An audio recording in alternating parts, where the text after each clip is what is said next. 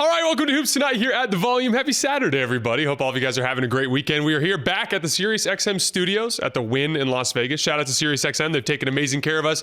Riding solo today, we're going to talk a little bit about the Summer League debut of Dylan Harper.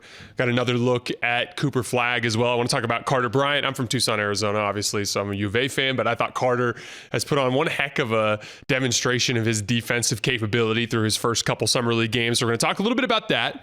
And then at the tail end of the show today, I want to talk a little bit about Reed Sheppard's Summer League debut.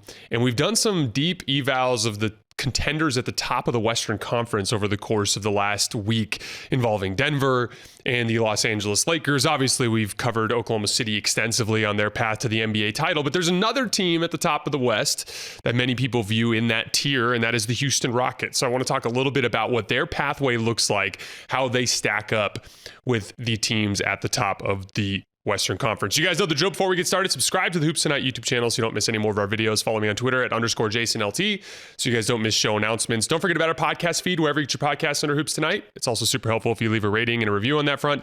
Jackson's doing great work on our social media feeds on Twitter, Instagram, Facebook, and TikTok. Make sure you guys follow us over there. Then last but not least, if you want to get mailbag questions in on the show, remember just underneath our full episodes, put mailbag with a colon, write your question in. We'll get to our mailbags once a week throughout the remainder of the season. All right, let's talk some basketball. So really fun first impression of Dylan Harper. The first thing that flashed to me was his defensive potential.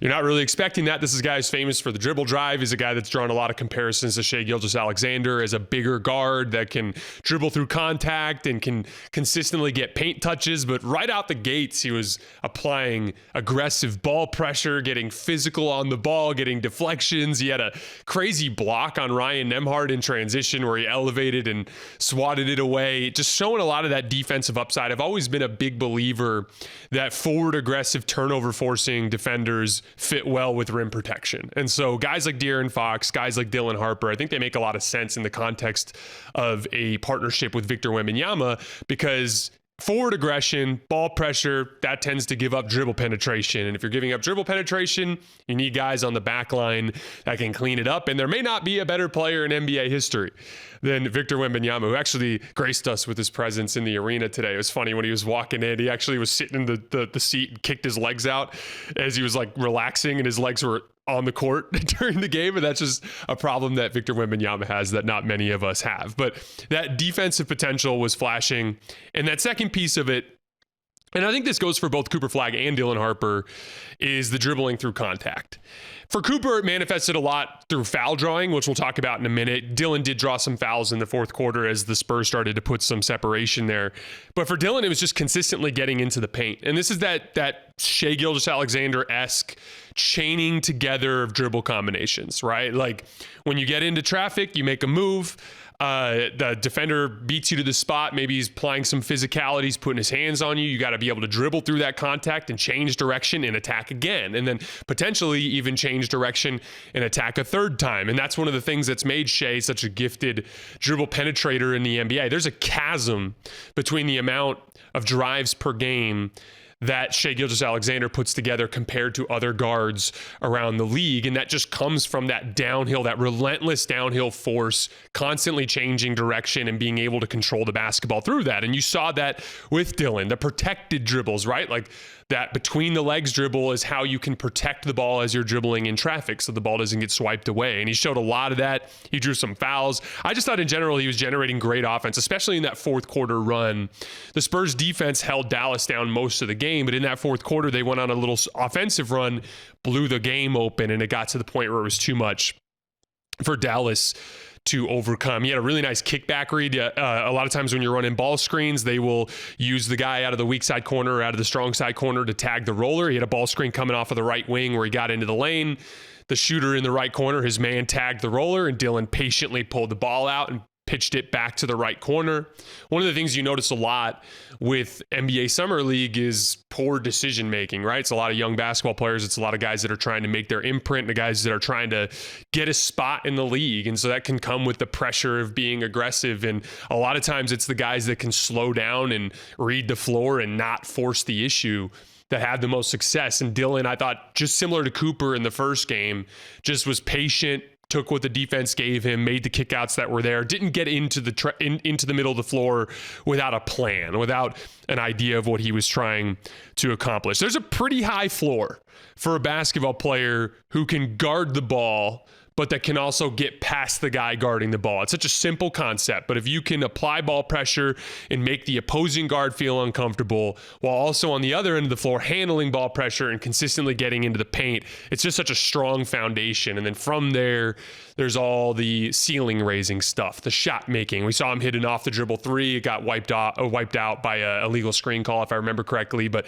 showed some of that more high level upside as a shot creator. That's going to be the ceiling, right? Like whether or not Dylan can reach that all NBA level as a player is going to come down to his development as a jump shooter. And, you know, one of the things with Dylan that's different than most on-ball guards is he's a guy that typically on-ball players, they struggle to shoot off the catch, but they're comfortable shooting off the dribble because throughout their entire youth basketball experience, they've been the guy who's had to dribble and get to their spots, and they're not getting a ton of clean catch and shoot looks. And Dylan was kind of different in that regard in college, in that he was actually better off the catch than he was off the dribble because his release was a little drawn out. It's a little low down in front of his face. And so as he kind of sharpens those details, gets a little bit more of a crisp and fluid release, that will make things easier for him when he gets into the NBA level. Before we move on to Cooper, I wanted to shout out Carter Bryant real quick. Carter was one of the guys that the Spurs put an absolute defensive clinic together in their first two Summer League games, just absolutely strangled the life out of the Philadelphia 76ers the other night, did it again tonight to Dallas.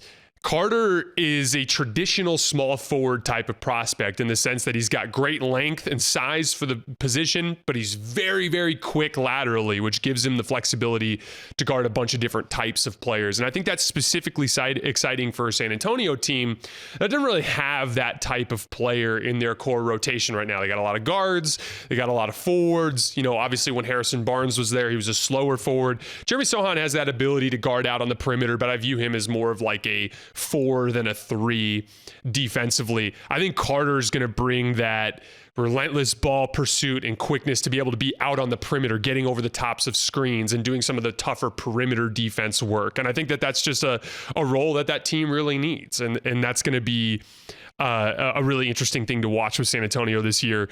Shout out to the Spurs Summer League team. They've put together a couple of really nice defensive performances to start the tournament. Cooper.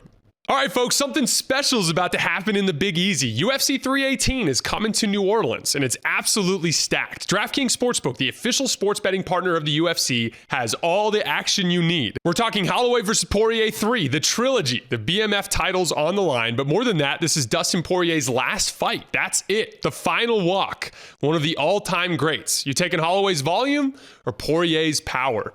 If you've never bet UFC with DraftKings, don't worry. Just pick something simple like a fighter to win and make your pick. That's it. Straightforward and easy. And check this out. New customers who bet just $5 get $150 in bonus bets instantly. That's a huge boost to get started. Don't miss Poirier's final fight.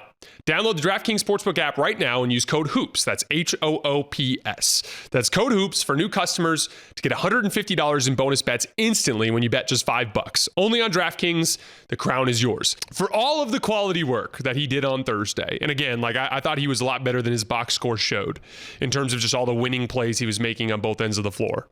It was not an efficient scoring game for him, right? I think he had 10 points. He was 5 for 21 from the field. He drew a lot of fouls, but they weren't shooting fouls. They were ball pressure fouls out near half court. Really nice bounce back game from Cooper from a scoring perspective. The Spurs, as we talked about, have done a defensive number to everyone they faced in this summer league so far.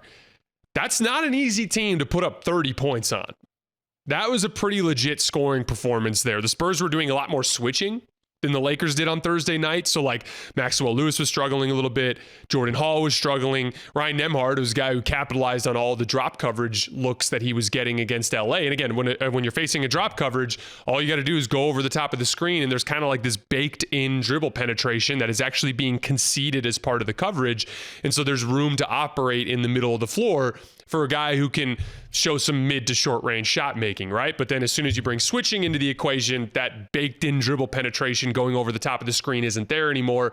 Suddenly it turns into, can you get separation from elite athletes? It's just a much tougher job, right? And so to Cooper's credit, in a matchup where a lot of guys were struggling to get loose, he was able to get to the basket. He was able to draw fouls. I think he's drawn like 15 fouls through the first 2 games, which I think is a testament to his ability to dribble through contact without turning the basketball over. And a lot of times when you're facing a physical defender who's putting his hands on you, if you allow that to make you retreat, you're not going to get the call. But if you power through it, you actually force the official to make a call. You actually put the official in a position where there's too much contact, and now he has to make a decision about whether or not he's going to let it go. And he just was attacking Carter over and over again in fighting through that contact, and he was drawing fouls. And I think that's a strong sign of his ball handling, but also his overall athleticism. In order to draw fouls, you have to get defenders out of position, and that's something that he's done consistently through the first couple of games. And again, like that's a Carter Bryant, a defender who's done a lot of damage to guys in the summer league so far.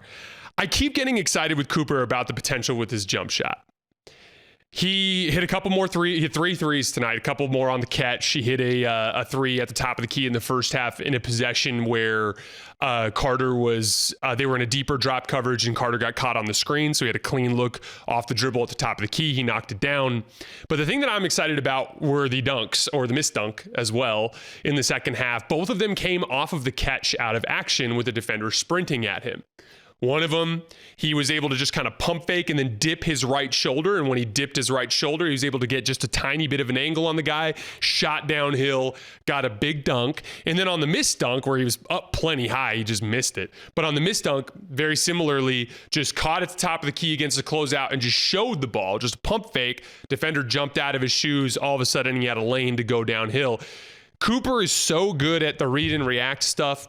He's so good at like the fundamentals in terms of footwork and using those body shoulder fakes to get that initial advantage that if he can add the jump shot to where he's a real threat there, to where those shoulder fakes and head fakes get the defender out of position consistently, that's where he has real potential. Because again, as we talked about, it's summer league. Everyone's playing super hard. Everyone's playing for their NBA career. They're playing for their NBA livelihood. And so there's a lot of jumpiness and, going for those types of fakes. You're going to face more disciplined defenders in the NBA. They're going to be less willing to jump for those fakes.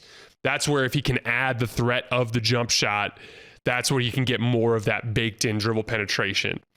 I think he's cleaned up his release quite a bit. Remember, he used to have a little bit of a hitch and his elbow would get a little bit out to the side. It's much more fluid now. He's able to get to it out of more dribble combinations quicker and in a way that just looks more smooth and easy for him. So if he can add the actual touch, put it into the basket consistently, I think there's a ton of upside there. I'm just super excited to watch him play in a winning context right away. Not very often do we get to see a real superstar type of prospect go into a situation where they're not carrying a bunch of, younger players in a rebuilding context. He's going to have an immediate, instead of a long runway of bad basketball, he's going to step into a winning context right away. And that's really exciting for us as fans. Let's talk a little Houston Rockets. I want to start with Reed Sheppard. Really fun first game in Vegas. 28 points, 8 rebounds, and 4 assists. 7 stocks, 4 steals, and 3 blocks in a single summer league game for a guard is frankly outrageous. And he was super aggressive. He took 25 shots, showed a variety of shot making, hesitation threes, snatch back threes off of a dribble drive off of some ball pressure. He had a super tough left shoulder fadeaway in the lane in the first half where he drove left and then just hard pivoted over his left shoulder, knocked down the shot. He had some tough scoop shots in the lane. He pushed his 3-point shot further out. He ended up hitting like a 30-footer when he got hot in the second half out above the break on the left side, just really showing some of that shot making piece from a bunch of different angles and a bunch of different dribble combinations and a bunch of different spots on the floor. Again, the 7 stocks, just getting into passing lanes, really good at stripping drivers and cutters down low right around the basket, which is what you got to do when you obviously don't have that vertical size. But just a super feisty guard with good hands that can do a lot of damage. Rafael Stone has specifically come out and said this, but his development is super important to Houston's short-term goals and their long-term goals. Stone came out and specifically said, Reed is going to have to be really good for us. We've penciled him in for a big role. Remember, we talked about the ball handling shortage for Houston right after the Kevin Durant trade. This was a team we talked about. Like, this was a team that would have made sense for a guy like Tyus Jones. In the same way that Tyus Jones made no sense for Phoenix, because Phoenix had a glut of ball handling and a deficit in like physical defense and rebounding.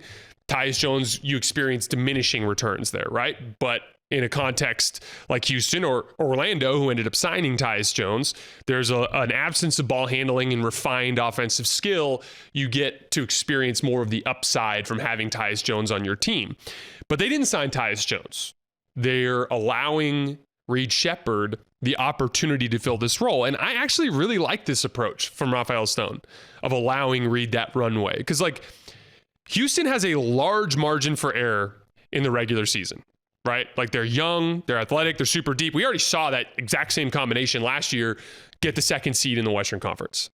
So even if Reed Sheppard comes in that backup guard role and struggles, and you know, it becomes abundantly clear during that time that they need to upgrade that position, it's not like they're going to slip way down in the standings and be in some predicament where the season is lost because they didn't sign a backup guard. They're so good in terms of their floor as a young athletic defense that they can afford to make some mistakes at that backup guard spot. And so what's perfect is you have the best of both worlds. The best case scenario is he fills that role admirably, and all of a sudden you got yourself a great basketball team and a young player that can fill that role for a long time, and you've got yourself a great option there.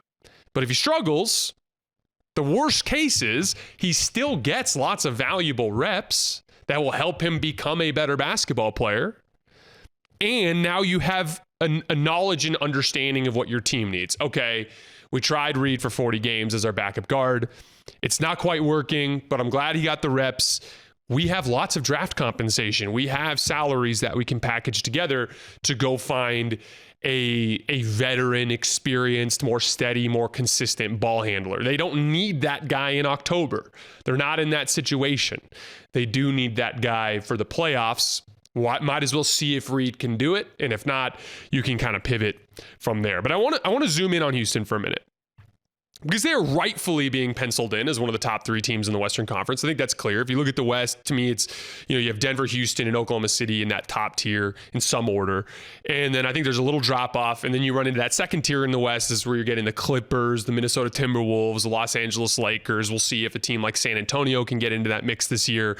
We'll see if a team like Memphis can bounce back this year. There's a lot of different potential teams in that tier. I think that's more or less that middle tier is going to be Clippers, Lakers, and Timberwolves, right? And so when we look at that group in the West, we kind of know what most of these teams are. We know what the Clippers are going to be. They got healthy to the postseason last year and ended up not being enough to beat Denver. We more or less know what the Lakers are going to be. We got a good look at that last year.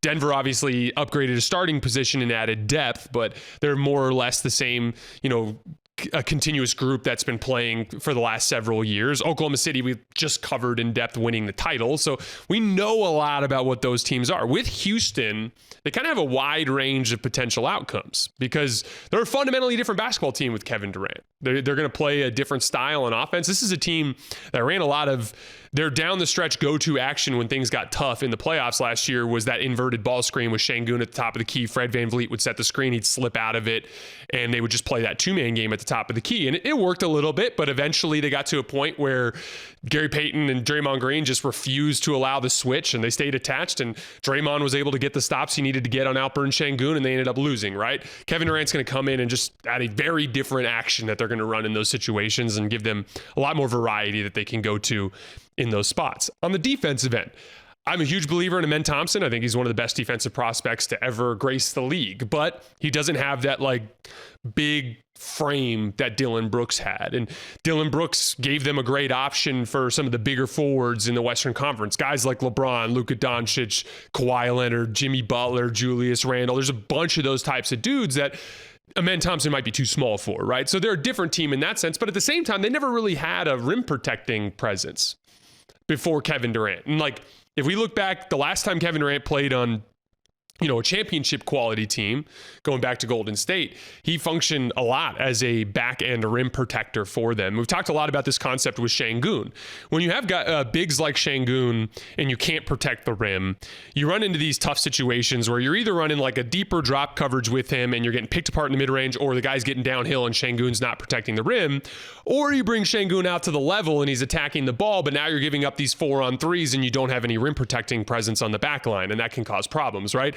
Kevin Durant gives you a solution to that problem, which is you can now bring Şengün up to the level to be aggressive on the ball handler, knowing that you have a rangy, long athlete on the backside that can cover ground both at the rim and out to the perimeter. Kevin Durant also has switch ability to get out onto perimeter players, right? So they're a very different defense and a very different offense than they were last year.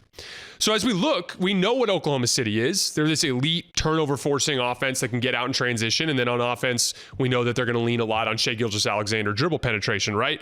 Denver, we know what Denver is. They're probably the most reliable playoff offense in the NBA right now. But you add to it, they have a very smart schematic approach on defense, and they have a lot of high IQ defenders. And so they actually defend better than you would expect for a team that puts weak regular season defensive metrics up, and that doesn't necessarily have a ton of high-level defensive personnel, but they're just really smart. They're always in the right spots.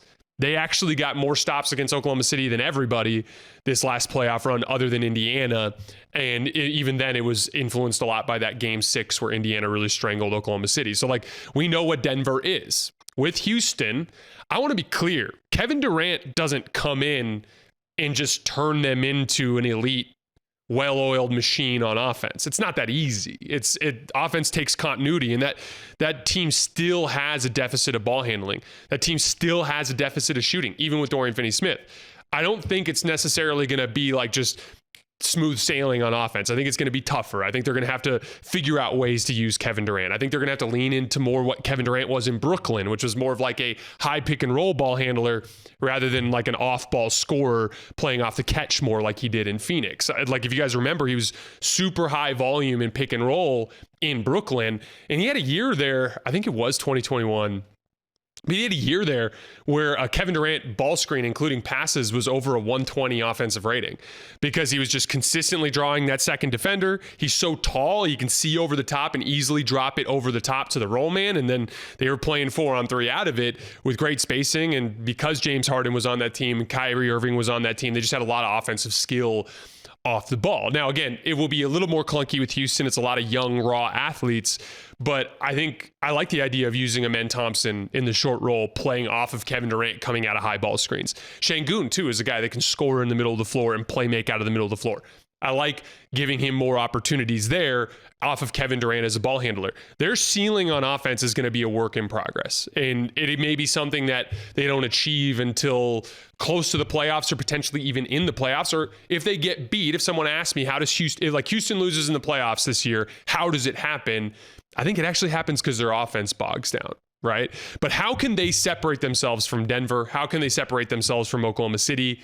It's the defensive end of the floor. If they can get to that point where KD has a throwback, all defense type of season like he did in 2017 with Golden State, where he's protecting the rim, he's doing defensive rebounding, he's doing all that stuff on the back line, and they have that depth of perimeter defense talent that they have, that's where they have some upside. And so for me, I look at Houston as more the same kind of like defensive juggernaut that they were last year. Kevin Durant, if he can just provide a little more advantage creation, rescue possessions, like 3-4 seconds on the shot clock, he's just a way better option than anybody Houston had last year. Clutch situations. No more Fred VanVleet, Alperen Şengün two-man game. A little bit more of Kevin Durant, Fred VanVleet two-man game. Kevin Durant, Alperen Şengün two-man game. I think that's just a more reliable action there. It's like dragging teams down into the mud, getting into close games, and then in those close games, just executing better because you have Kevin Durant on the team. But I would argue out of all these teams in the West, they're the team that has the widest range of possible outcomes because they are fundamentally different on both ends of the floor with KD. We're going to be tracking it nonstop throughout the year. It's going to be a team we cover very closely this year, but I'm very, very excited to watch Kevin Durant and the Houston Rockets play basketball. All right, guys, that is all we have for today. As always, I sincerely appreciate you guys for supporting us and supporting the show. Shout out again to the guys at SiriusXM for taking care of us here at The Win. We will see you guys next week.